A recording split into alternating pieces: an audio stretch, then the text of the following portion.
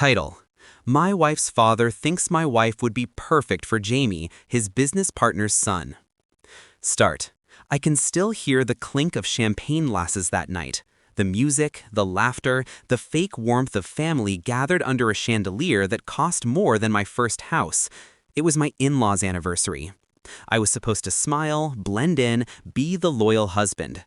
Instead, I stood there watching my father-in-law whisper to his partner, eyes cutting toward my wife. He said it plainly, as though I wasn't standing within earshot. She'd be perfect for Jamie. Jamie, his business partner's son, 28, smug, entitled, groomed to inherit wealth he never earned. And there was my wife, his daughter, reduced to a bargaining chip.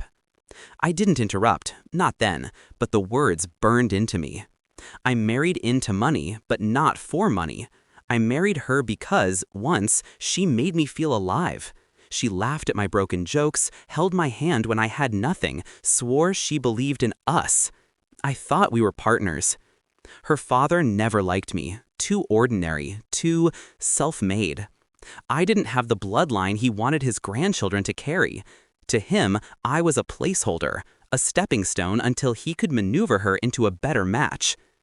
At first, I thought she defended me, but over time I noticed how quiet she became whenever he sneered, how easily she avoided confrontation, how her eyes darted away when Jamie brushed her arm too long at dinners. I wanted to believe it was nothing, until it wasn't. The moment came sharp and clean.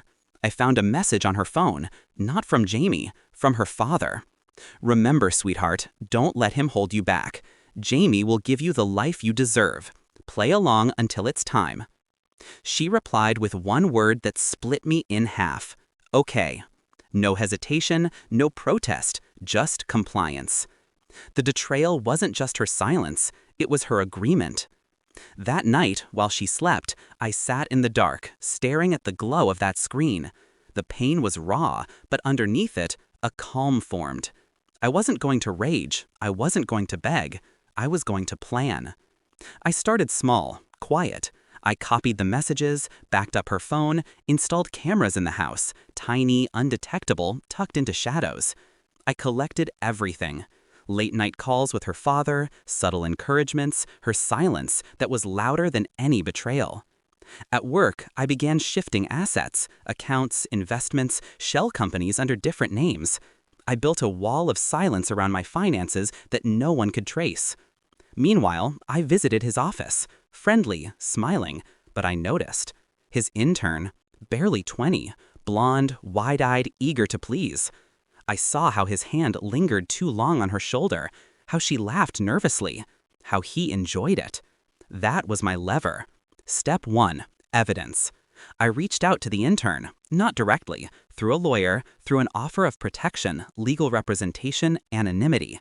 She broke down fast. She told me everything, text messages, unwanted advances, gifts that weren't so innocent. I had her testimony, screenshots, recordings. Step 2, the stage, their anniversary party. A room full of friends, partners, clients. The night he wanted to parade his power.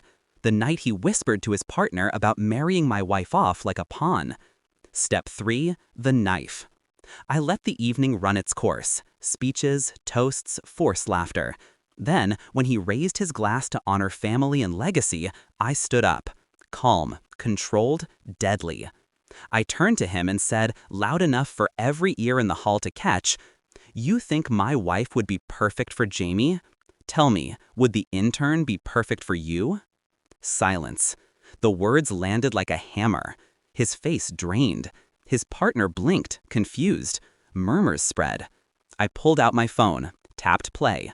Her voice filled the hall. The intern, trembling, recounting how he cornered her in his office. The messages projected on the screen behind me, timed perfectly by the tech I hired. Gasps, stares. The room shifted. The partner's face twisted in disgust. His wife stormed out. Investors whispered. Phones started recording. And my wife? She froze, pale, shaking. For once, she had no script, no silence to hide behind. Her father tried to speak, but the weight of proof crushed his words. He wasn't a patriarch anymore. He was a predator. That night, Everything collapsed. His partner cut ties. His reputation bled out in real time. The intern's case went public within days. As for my wife, she tried to explain, to cry, to say she didn't mean it. But betrayal doesn't wash off. Silence is as sharp as a knife, and hers cut deep. I left her with nothing but the truth she helped create. People ask if I regret it. No, I don't regret burning down a house that was already rotten. I don't regret showing the world what he was, what she allowed. When I walked away from that party, I didn't look back. Because vengeance isn't rage. It's precision. It's patience. It's the satisfaction of knowing the knife went exactly